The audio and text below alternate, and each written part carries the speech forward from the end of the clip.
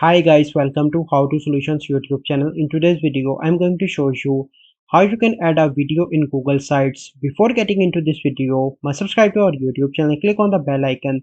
The first step is you need to search in Google sites.google.com. Okay, open that and click on any of your website. So I'm going to open this one to show you an example.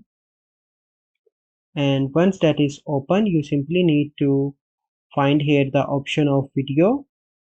You can see that you find the option of YouTube. Click on that option, YouTube, and once you click on YouTube, you simply need to search for the video, or you can upload directly.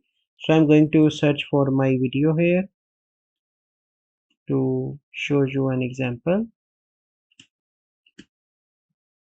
Okay, then you need to click on search, and so I'm going to select this video and click on select, and now you can see that I added a video, and now I am going to play around with that video on the location, and you can change background or you can change anything like that according to your choice. So this is a process by which you can add a video in Google Sites. I hope you find this video helpful.